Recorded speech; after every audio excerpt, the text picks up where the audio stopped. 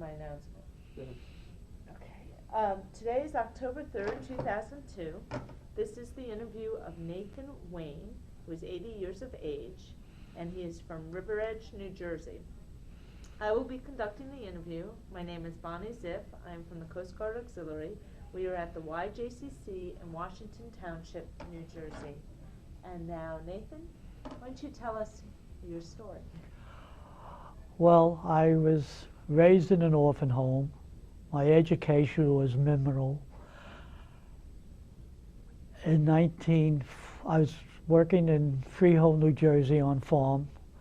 We were raising soybeans and doing dairy work. In 1941, when the Japanese attacked Pearl Harbor, I tried to enlist in the Navy, but somehow or other I didn't make it. In December of '42, I was drafted in the Army. At that point, I went to Fort Dix, New Jersey, and I was assigned to Camp Hood, Texas. Camp Hood, Texas is a tank destroyer camp at that time, and we were going to form a tank battalion. I became a part of a tank battalion 747 tank battalion, and I was in the maintenance.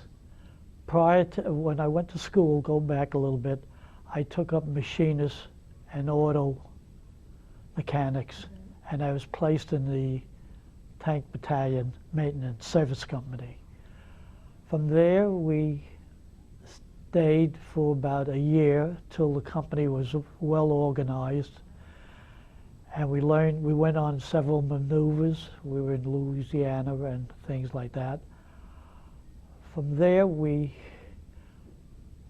went, I'm not going to give you every detail because from there we went to Camp Shank, and in February of 1944, we were shipped to England. I was on a ship called the Charles Carroll, a Navy ship, and my duty was to mop up people that threw up. I was one of the fortunate that wasn't seasick, and therefore I was assigned to that. We landed in Scotland 12 days later, and there we went to Oxford, England. In Oxford, England, we were in a castle, not a new one. We lived in the castle for about 4 or 5 months, and we were training all the time and repairing tanks and doing battalion work. Each company had their own maintenance men, but if it got over a certain point, we did the work. We did the large part. We went wherever the tank battalion was. From there, we went to Plymouth, England, where we first met the buzz bomb. I don't know if anybody knows what it is. No, A buzz bomb is prior to projectiles, was an engine projectile which it had nothing on except it could fly in the air, and when the engine cut out, that's where it's going to land. So we were under that, and then... So they were being launched at you? Pardon me? That was launched, the Germans launched that prior to invasion of Normandy or Europe.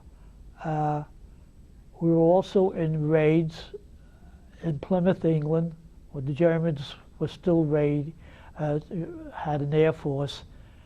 We were in about 5 or 6 of them, where they dropped bombs.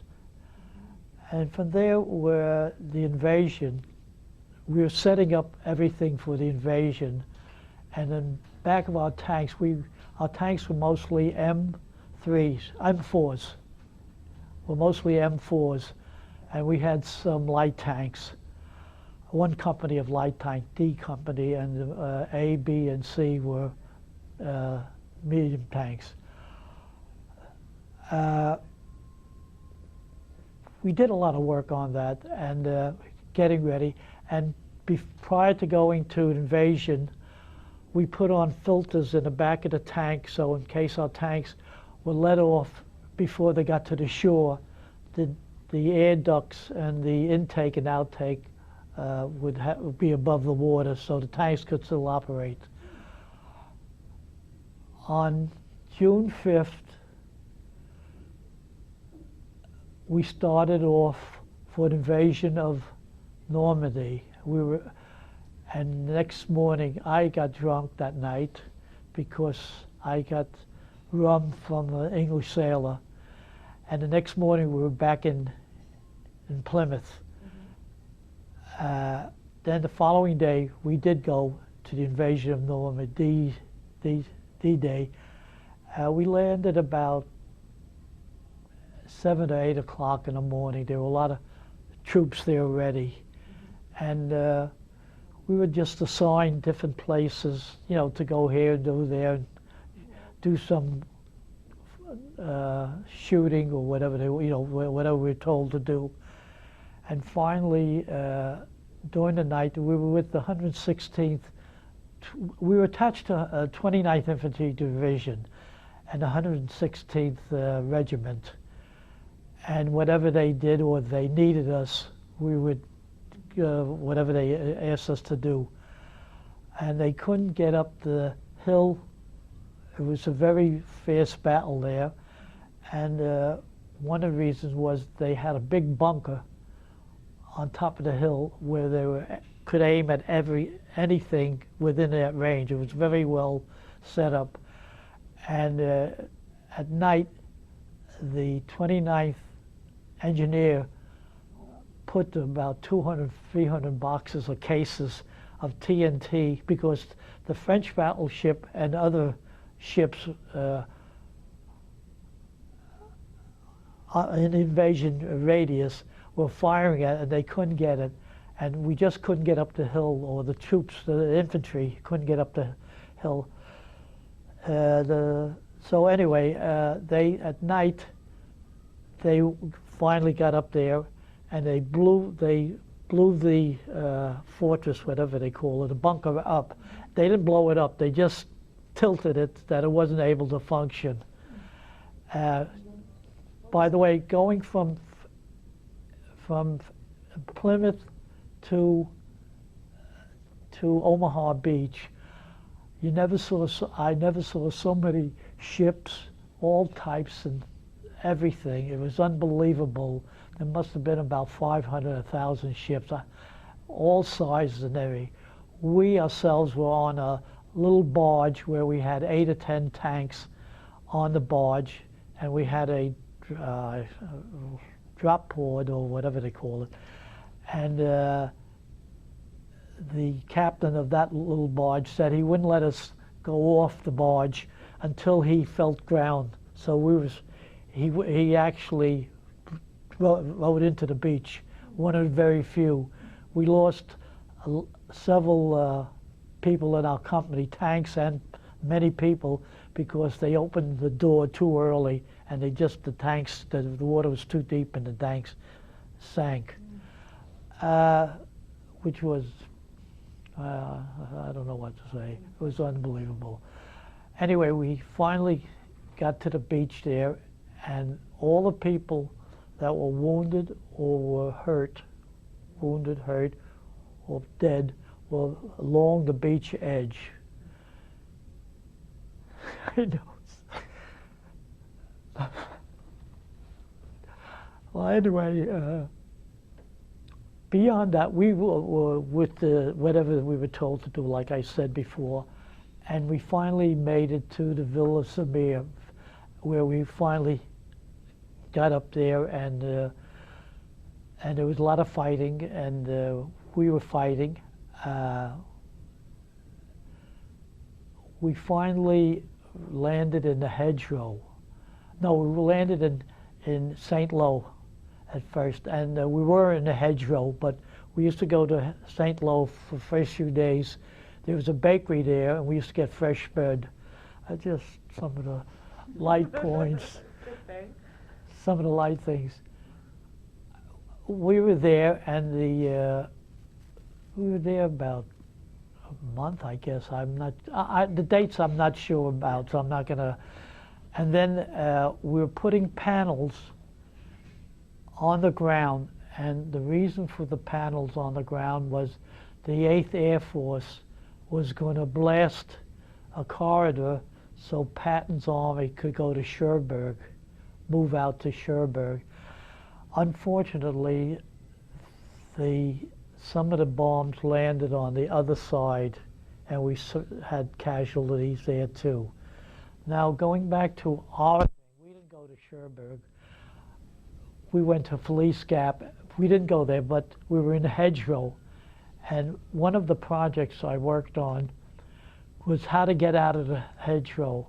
And we tried several methods with a bulldozer blade in front. We couldn't move it. We tried putting like torpedoes inside and putting ammunition to blow it up. And we couldn't do that either. And finally, Master Sergeant Conway, who was a very fine mechanic, knew everything very well. He was my boss.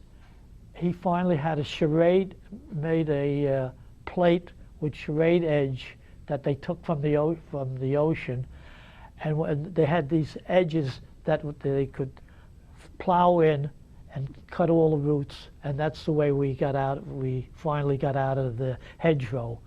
So that took about a month or two, and then from there we did a lot of fighting. I can't give you all the names because I don't remember them. I really don't. We went to Felice Gap. We were there. We lost quite a bit. The Germans had 88 guns. Lisa Massaro, please go to babysitting. Lisa Massaro to babysitting. The Germans had very good tanks, the Tiger tank and a couple others, and they also had a gun that was fantastic. It was the 88, and you had to respect that. They were accurate. They could be used as anti-aircraft guns. They could be used for just spraying rounds, and we had a hard time. We had 75s. Our guns were 75s, and unless you get the track or something, a German track or something, it was very hard. And I think one of the reasons we got to thank America was back home was they supplied us with a lot of tanks. And in fact, after a while, the troops more or less didn't want to go where the tank was going because that's the first thing they would hit. In other words, they stayed back, and so those things. Oh, I'm sorry. Were you in a tank, or were you on the? No, I was in it. We had a tank. We had a tank. We had a gun. In fact, in the invasion of Normandy, we flunked the test of going into the water, and it was the day before the invasion. In other words, we waxed everything so no water would waterproof the tank, and our tank flunked twice. So we got an open light tank with a howitzer on front of it, and that's the way we got into. We used the howitzer several times, and we weren't combat. We were with combat, but we generally didn't. We were more maintenance. Maintenance was number one. Our priority was maintenance, and we were used for if like there was times where there were certain things they weren't. We were given areas, and we had I can't think of that. You put the thing and it goes up. Mortars. We were given mortars, and we were given a area to do, or we did do some when emergency was really. We were up front to help, but most of the time we weren't. After Felice Gap, there was another big, I can't think of the name at this moment, where we almost caught the German, I think the 5th and 7th Battalion, but they, not battalion, divisions, and they escaped. The 8th Army was supposed, not the 8th Army, excuse me, the General Montgomery forces were supposed to come down a certain way and try to trap them. We had them trapped for 2 or 3 days, and they escaped. I can't think of the name of the battle. And we were there, and I'm moving along more because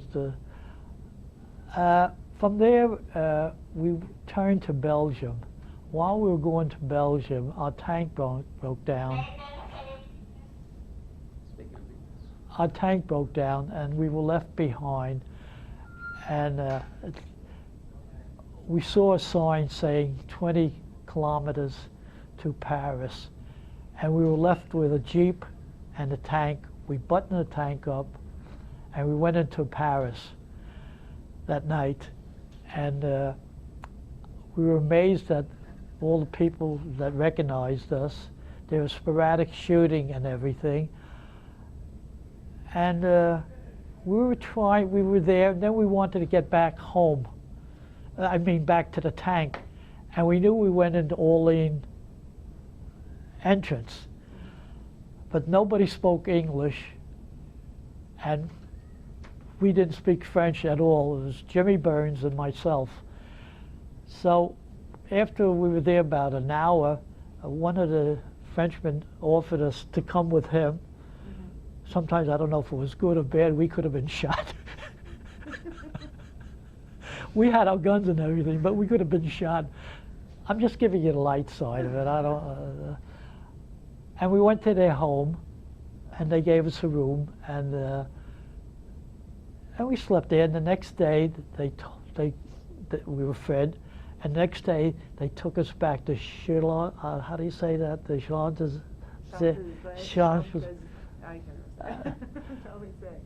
Well, anyway, we went there, and there was a big parade. The Free French came down first, and then the 4th Division came, marched along, which was very beautiful.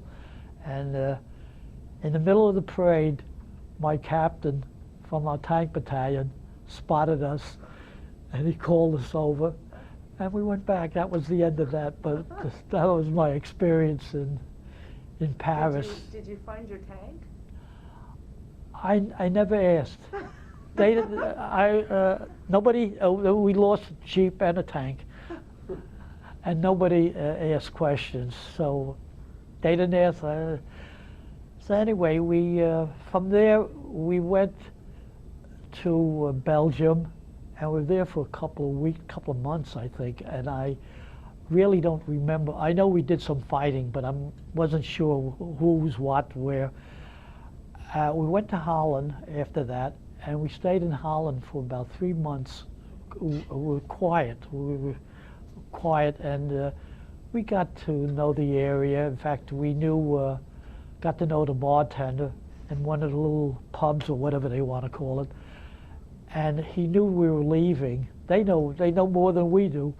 He knew we were leaving, and he went down to the basement, and he dug a big hole. He brought out the real beer that he said it was hidden for about 4 or 5 years. And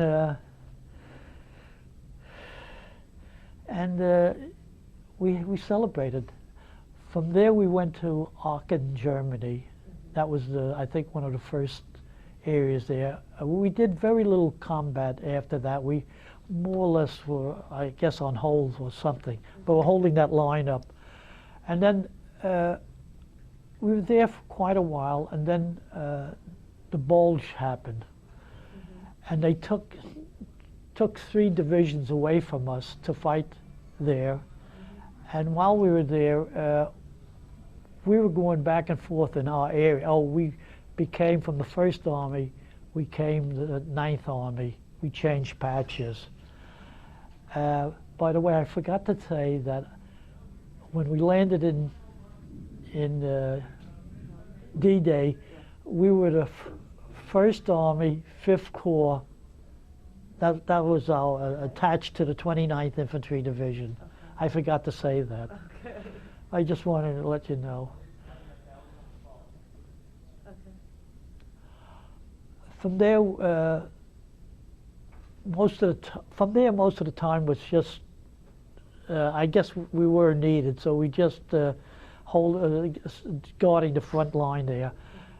And while the bulge was going on, we were going back and forth at night to tanks and you know, to keep think that we were all keeping the front busy, like, so they wouldn't be attacking us. Well, anyway, that passed, and we went until springtime. We really we were up front, but it was very quiet. In March of 24th, prior to that, we put our tanks in Muchin, Gladbach, and we took alligators. They were Navy alligators, and the purpose was to ferry the 30th Division across the Rhine River. And at that point, we did, on March 29th, we ferried, I think at that time they had, the bridge was occupied, Macon Bridge or something, I'm not sure. A couple of bridges we got over the Rhine River. But the 30th Division was ferried across the Rhine River to Cologne. And that's where I got hurt. I was run over by a tank. The reason was that we were given orders to move from where we were to another point. They wanted us. And my tank commander, it wasn't my tank commander, I was the commander at the time, said he couldn't see anything. And if you're on the Rhine River, at this point where Cologne is, it's like a valley. The water's here and it goes up. And he couldn't see anything, so I told him I would get out of the tank and use a flashlight and let him follow me, and somehow or other I was wished down, I don't know how. Amy Glazer, please call the front desk. Somehow or other I was knocked down. The tank ran over me. It ran back over me. Now, I gotta explain one thing. The ground that I was on was very soft. So when it ran over me, my leg, just my leg here, my right leg, was in the ground there. And that's the only explanation I could give. Were you hurt then? Oh yes, I was quite. I was taken to the Red Cross, or no, first aid station. From there, I was knocked out. Prior to going there, I took all the pills they gave you, you know, because I thought I was bleeding all over and I don't know what. And I got to tell you a funny story. I was in the, next thing, I was given a Purple Heart. The priest gave me a Purple Heart. From there, I was out completely. A day later, I was in another, I guess, another evacuation place, and I had to go to the bathroom very badly because I drank so much water, and he took a tube and he put it in my penis, and the water flowed all over the place. And then after that, I blanked out for I don't know how long. The next time I woke up, I was in a cast up to here, my toes all the way up to here. I was in like a straitjacket. And I landed in England. I was on a plane, and I just noticed I was C-47, and I just looked around, and I think I conked out again, because I don't remember anything about moving or anything. Next time I woke up, I was in, I can't think of the name of the area, And at that point, I was in the hospital, and the orderly came over and asked me how I was doing. We were all, about 36 of us, all badly hurt. And he actually saved my leg, because what happened was the pressure built up on my thigh, on my calf, and it built up that it was pumping and pumping. And he spent about 2 hours separating the cast, and as soon as he opened it up, the pressure went down, and and my pelvis was hurt too, damaged. So I spent about March, April, May, June in the hospital, and from there I was flown to. Oh, by the way, all the others, we had a wonderful doctor. I'm sorry, I don't know his name. And the nurses were unbelievable. And the Red Cross, the volunteers were wonderful. Well, anyway, let me get myself back. I stayed there for about 4 months, and my leg finally started to heal up. I was getting a lot of penicillin and at that time, and a skin graft, and the doctor did a wonderful job. From there, I went to, I came back on the Aquitania. That's the last four-stack ship. And they had a big parade and everything, and I was the last one off the ship, so I didn't see anything. They had about 3,000 or 4,000 wounded, and one of the things I remember on the ship was we had a rayon parachute. One of the men, I had one too, and he wanted to know where we got it, and it was one of the battlefields. I can't remember which one. They had a barn. Evidently, they must have been paratroopers that landed, and the parachutes were, and we had it. And I took a piece of it, and somebody else had it. And this officer, I was laid on the floor. In other words, we were put any place on board ship, and me and everybody else. I mean, not me alone.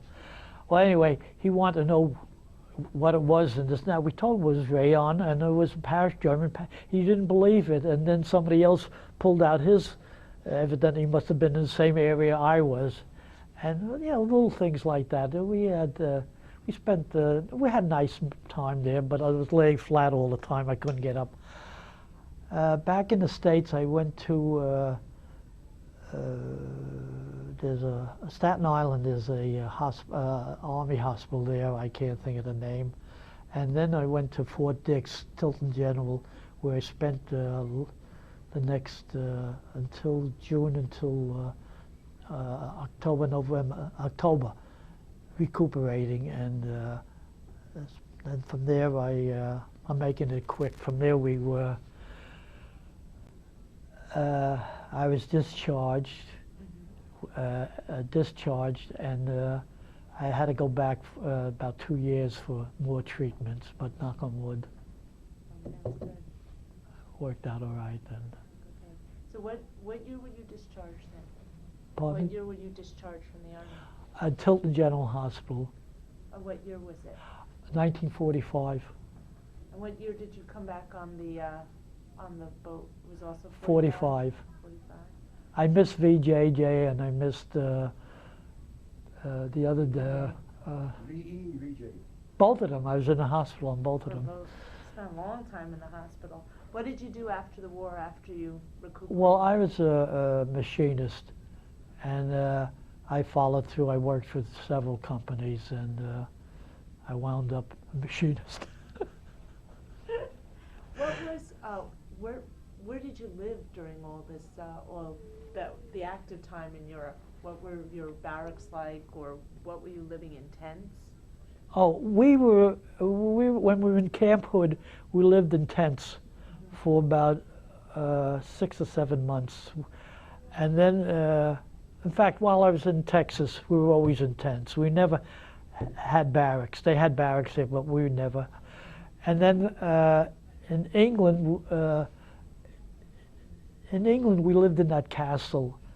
Then once we got to the port, we were in. There's a place called St. Anthony's Park, and we dug holes and we lived in tents there before the invasion of Normandy. In other words, most of our time was in tents or in dug holes like that. When you dug a hole, you slept in the hole, I guess. How large a hole were you sleeping in? Well, you try to make it as little as possible. In other words, I was only 130 pounds at that time, so I didn't have to go too deep. In other words, in case a shell, the only way you could get hit is a direct hit. Oh. So I didn't go.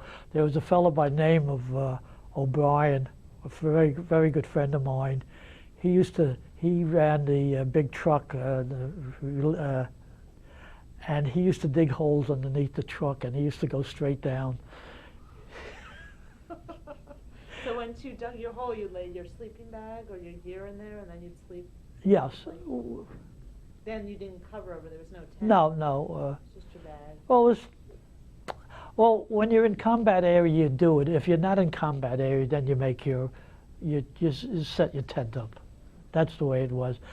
In Europe, most of the time we found some house because we were pulled back. We weren't at night. We weren't on the front lines, so we pulled back and we found some place to live. At one point, when we were up in in Germany, we built ourselves a very large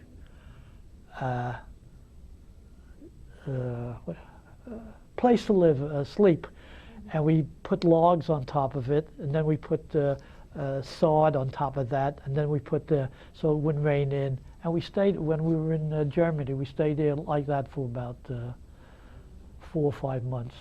When you took a house, were people usually living there? No, I never met civilians. As long as we were in combat, I never met any civilians. Where did you go on your R&R? Did you have R&R? No. Any breaks? No. Not in Paris? I went to Paris once. We went to Paris and we spent a week there, but that was it. Was it festive? They were under. Did you have a chance to relax when you were in Paris to see anything? Oh yeah, we had a wonderful. I had a very nice girlfriend. We were locked up for 6 days. We enjoyed.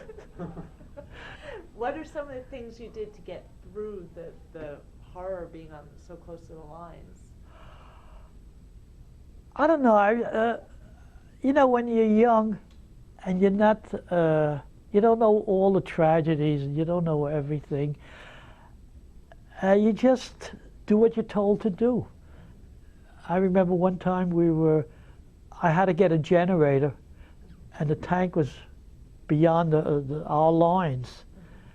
It was like no man's land, and I was asked to do it. All I got to say is we got a Jeep, and we went there, we took what we wanted. We couldn't back the tank up. We tried it, and it wouldn't run.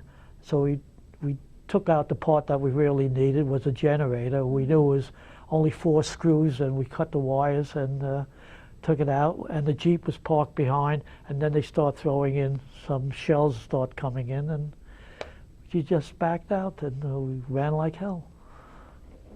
Did you guys have any music to help you through that period? No, somehow or other, I hear a lot of times where they went and they saw this band and they saw this and they had entertainment and this and that. Somehow or other, we were a tank battalion by ourselves, and we never came across that. Never.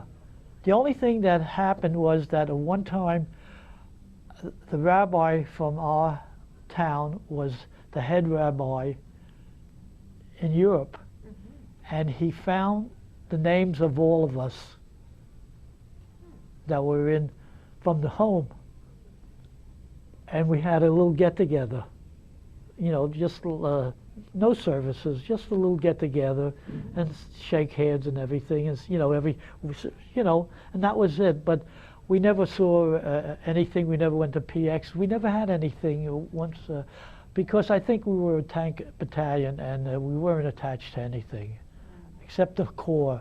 And I don't know, because I hear fellas saying they did this, they did that. You know, oh, didn't you do? We never did. We never had that. How far in advance did you know about D-Day? We didn't know.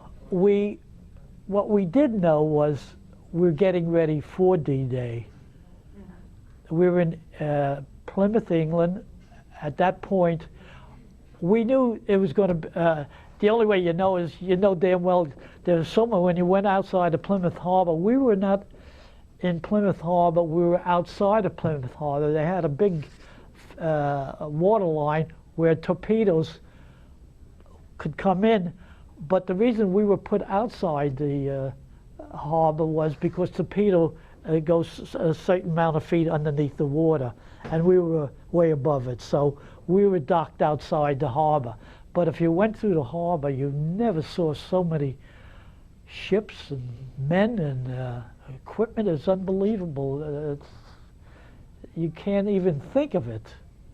Were you able to keep in touch? Did you receive any mail while you were in the service? Well, the only thing was I wrote my sister in Tennessee a letter, and I said we weren't allowed to give where we were.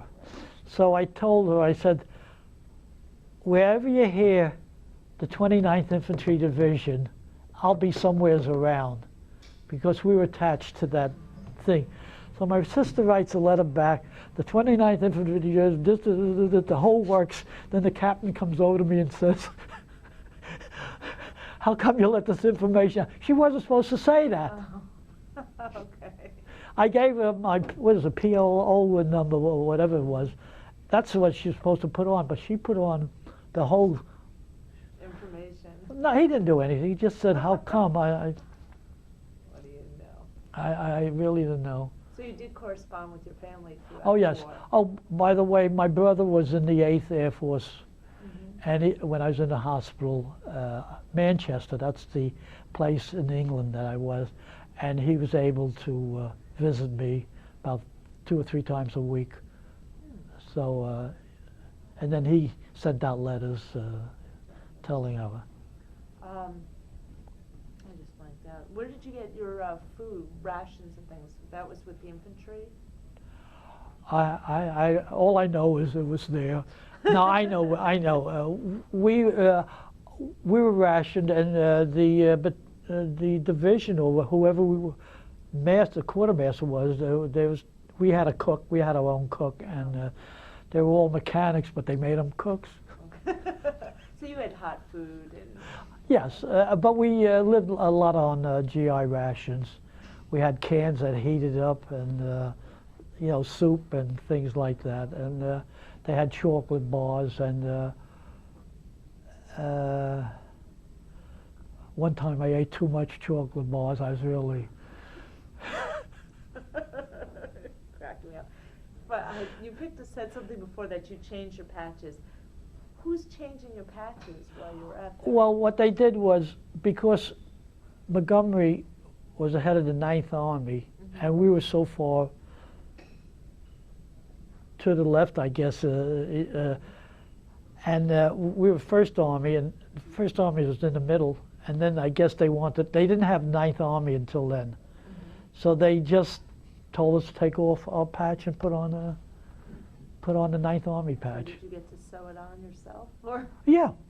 Oh, really? nobody'll do anything for you. Did you lose a lot of comrades in the service? Well, I was in a battalion. Like I said, I was in battalion maintenance, so we lost some people, but mine wasn't. In fact, I just met somebody who was in the same outfit with me, and he was telling me, he was tank commander of C Company, and he said he had 28 people that he went through that. Where we did lose a lot of men was after the war, when the war was over. They were in a very unfortunate accident, and they were crushed. But this is after the war. I mean, they were still in England. They were getting ready to go to Japan. I was in the United States at that point. I got several letters, and they were telling me about what happened. Oh, that's too sad.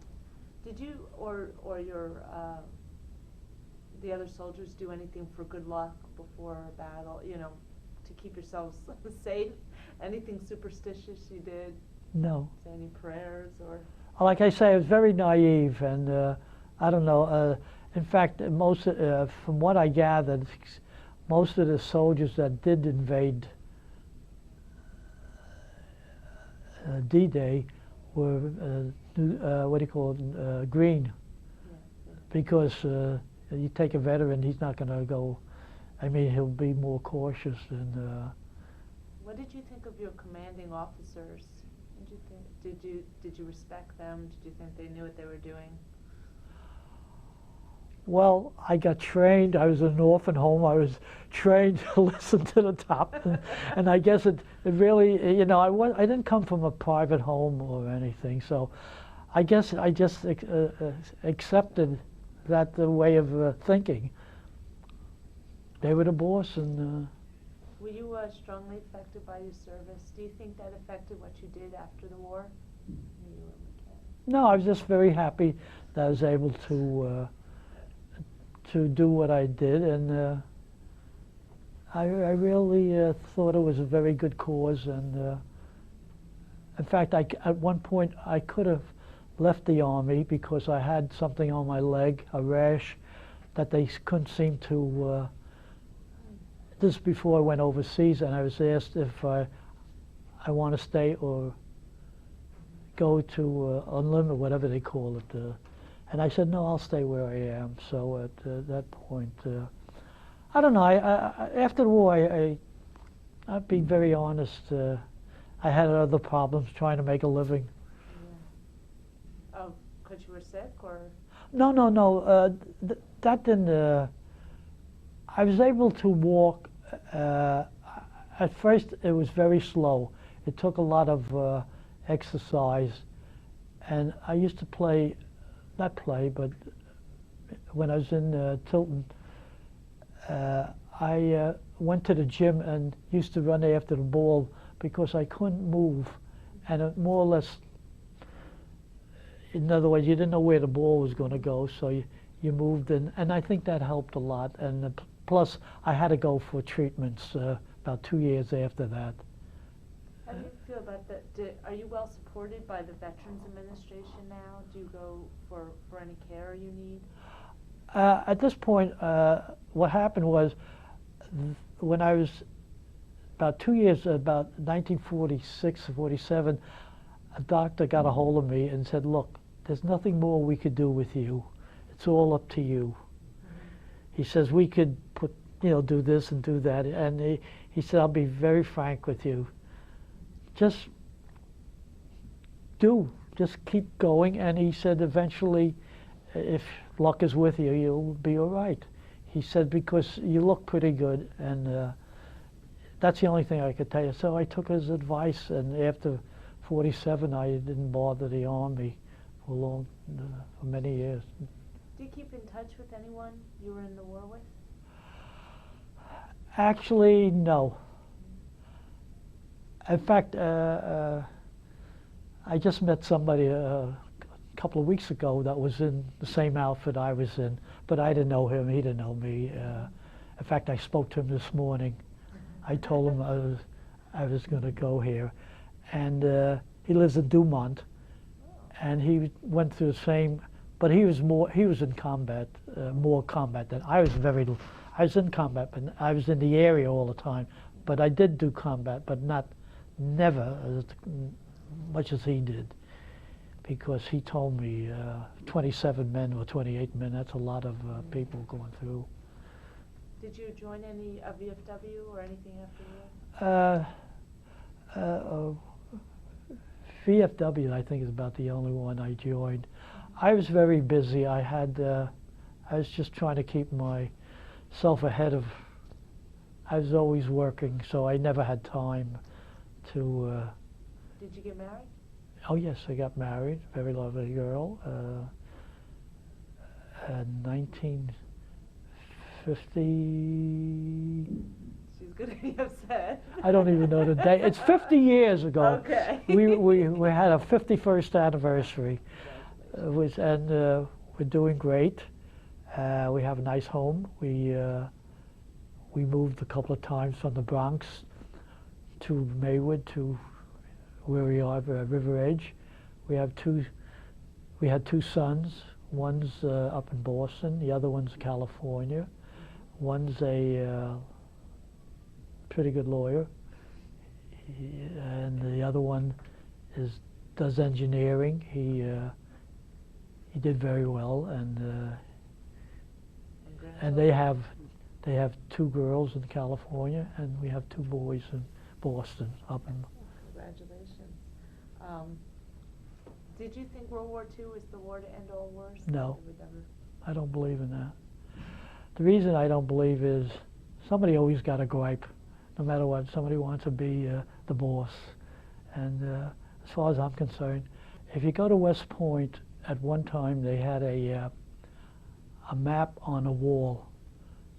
They're in a new location now at West Point, but the original place, they had a map on the wall, and they show you wars. And of all the time, civilization, there's only 200 years that they didn't have war. So you're asking me a question. I don't know. I think it's the way to. I don't know. Somebody's always angry at somebody or wants something the other guy has. I would agree with that. Do you recall the day you were let out of service? Do you remember the day you were let out of service, where you were relieved? Oh yeah, the 28th of November. The day before, I was given a medical exam. I was 80%, and I was let out the next day. And originally they wanted me to go back to Fort Dix, and he looked me over the second time. He says, we'll discharge you from the hospital. So I was discharged from the hospital because I still couldn't walk good or anything, and my back and my leg. Have you been over to visit Europe at all since the war? No.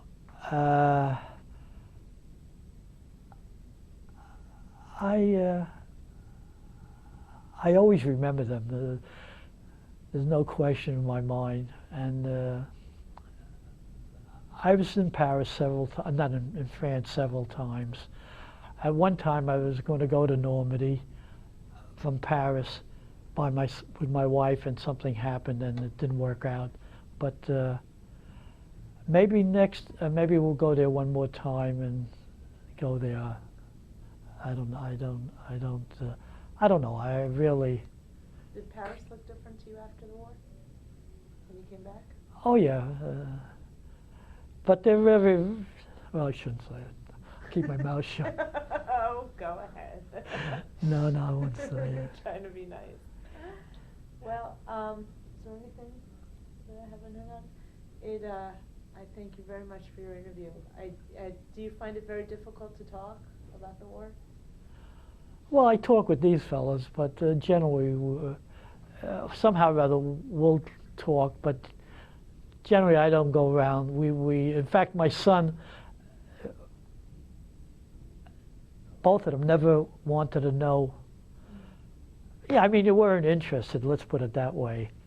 And then all of a sudden, out of clear blue sky, he started reading D-Day, he started reading this. He wanted to know what happened, what did you do, how did you feel, did you want to turn back, there's a lot of questions, and they really started to get, then they wanted to know how I got the Silver Star, and they, a lot of things.